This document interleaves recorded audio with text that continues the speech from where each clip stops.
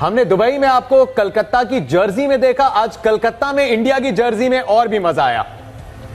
Thank you very much. और अच्छा इसलिए लग रहा है कि मैच फिनिश करके आया और इंडिया ये पहला मैच जीता है, तो बहुत खुशी की बात है। वेंकटेश, सवाल यही, क्योंकि आईपीएल में जहां पे पूरी दुनिया ने बड़े स्टेज पे देखा, वहां आप ओपन कर रहे थे, लेकिन कितना फर्क पड़ा जो आपने घरेलू क्रिकेट खेला है, वहां मिडिल में भी खेला है, तो उससे कितनी सीख लेके आज कोशिश थी कि मैच को खत्म करना है, ये जो लिमिटेड चांसेस मिलते हैं यंगस्टर्स को?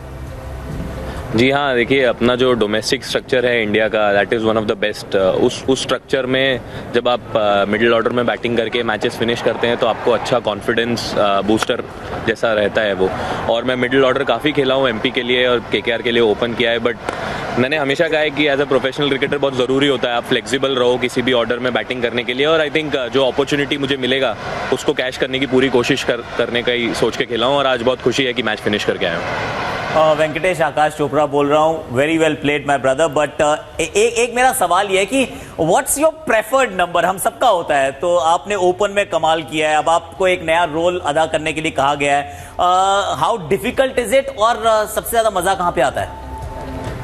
देखिए ऑनेस्टली अगर मैं खुद का एक प्रेफर्ड पोजीशन चूज करूंगा तो इसका ये मतलब है कि मैं मेरे माइंड को ट्रेन कर रहा हूँ सिर्फ उस कंफर्ट जोन में रहने के लिए। तो मैंने खुद को ऐसा ट्रेन किया है कि कोई भी पोजीशन पे मैं खेलूं तो जो भी सिचुएशन की डिमांड है और टीम को जिताने की कोशिश करूं। तो ऑनेस्टली अगर कोई भी मेरे से पूछे कि मेरा प्रेफर्ड पोजीशन क्या है तो मैं नहीं बता पाऊंगा, क्योंकि मैं किसी भी पोजीशन में खेलने की काबिलियत रखता हूं और वही मेरा गोल है कि मैं हर पोजीशन में खेलूं और टीम को जिताने की कोशिश करूं। और जहाँ तक बात डिफ़िकल्टी की है, जैसा मैंने कहा डोमेस्टिक क्रिकेट में मैंने मिडिल ऑर्डर खेला, वनडेज़ में, T20s में, तो वहाँ से खेल के समझ में आया कि गेम को डीप कैसे लेके जाना है। और ऑब्वियसली आप जब इंडियन ड्रेसिंग रूम में बैठते हैं, आप जहाँ भी नज़र फेरते हैं वहाँ पे एक लेजेंड्स ऑफ द गेम है, तो उनसे काफ़ी कुछ सीखने को मिलता है और एज अ यंगस्टर बहुत इम्प्रूव करने का मौका मिलता है। वेंकटेश, इरफान बात कर रहा हूँ। देखिए बल्लेबाजी में तो आपके पास वो दम नजर आता है, काबिलियत भी नजर आ गई, ओपन भी कर लिया आपने, अभी मिडिल ऑर्डर में आपने गेम भी फिनिश कर लिया। गेंदबाजी में कितनी मेहनत चल रही है? सर मेहनत तो चलती रहेगी, मेहनत कभी ख़त्म नहीं होगी, बट हाँ मैं बिल्कुल ये भरोसा दिलाना चाहूँगा कि मैं 4 ओवर भी पूरे डाल सकता हूँ। और उसकी शुरुआत ऐसे ही होगी, जब भी मुझसे बॉलिंग करने को कहा जाएगा मैं टीम के लिए वो यूज़फुल ओवर्स डालूँ। तो हमेशा जब भी एक कैप्टन रहता है वो देखता है कि उसका छठा बॉलर अगर 1-2 ओवर डाल दे तो उसको कुशन मिल जाता है बाकी बॉलर्स को रोटेट करने का। तो और ऑनेस्टली मैं अपनी गेंदबाजी पे काफ़ी मेहनत कर रहा हूँ, और सिर्फ T20 ही नहीं, वनडे और रेड बॉल क्रिकेट के लिए भी, और ये जारी रहेगा जब तक मैं टीम का एक प्रॉपर बॉलिंग ऑप्शन ना बन जाऊं।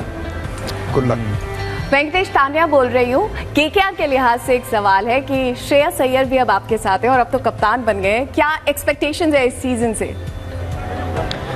देखिए अभी जो मेरे माइंड में है वो सिर्फ अगले मैचेस पे है, T20 और श्रीलंका सीरीज जो आने वाली है, उसके अलावा मेरे माइंड में कुछ भी नहीं है। जब आईपीएल आएगा तब उस फ्रेम ऑफ माइंड में जाऊंगा कि वहाँ कैसे खेलना है और नए कैप्टन के अंडर कैसे खेलना है। ऑब्वियसली श्रेयस एक प्रूवन कैप्टन है, अच्छा कैप्टन रहा है, तो अच्छा रहेगा उसके साथ खेलना। बट सिर्फ मेरा ही नहीं, पूरी इंडियन टीम का, सभी का फोकस अभी सिर्फ इस टूर्नामेंट पे है, इस सीरीज को और नेक्स्ट सीरीज को कॉम्प्रिहेंसिवली जीतने पे है, और इसके अलावा किसी पे हमारा फोकस नहीं है। वेंकटेश, एक आखिरी सवाल आपकी। आज हमने गेंदबाजी देखी, बहुत अच्छा लगा देख के कि आपको मौका दिया गया।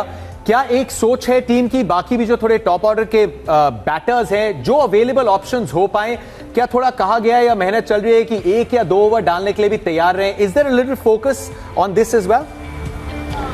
जी बिल्कुल, देखिए फोकस तो नहीं है, लेकिन क्या है कि अगर कोई भी टॉप ऑर्डर बैट्समैन आपका 1-2 ओवर्स दे सके आपको, तो एज अ कैप्टन बहुत कंफर्टिंग हो जाता है। जैसे ही कहा कि ज़रूरी नहीं कि सभी बॉलर्स ऑन पॉइंट रहें, एक बॉलर का ऑफ डे ज़रूर हो सकता है, और अगर उस वॉइड को फिल करने के लिए 2-3 बॉलर्स मिलकर अगर वो ओवर्स कंप्लीट कर सके और आपके पास ऑप्शंस हो कि आप वो उसका कोटा कैसे कंप्लीट करें, तो आई थिंक ये कैप्टन के लिए बहुत बेनिफिशियल होता है। और आप कौन सी टीम नहीं चाहेगी कि उसका टॉप ऑर्डर प्लेयर कोई भी 1-2 ओवर्स निकाल सके T20 में? तो आई थिंक ये धीरे धीरे होता हुआ दिख रहा है और ये सेटअप के लिए बहुत अच्छा है। Venkatesh, well played. जाके आप खाइए अब संदेश, यू डिजर्व इट, अगर कोई ला पाए। एंड ऐसे ही हम बात करते रहे। आपके कैट स्कोर की तो बड़ी हो गई, अब हम बैट स्कोर्स की बात करेंगे। Well done champion. Thank you.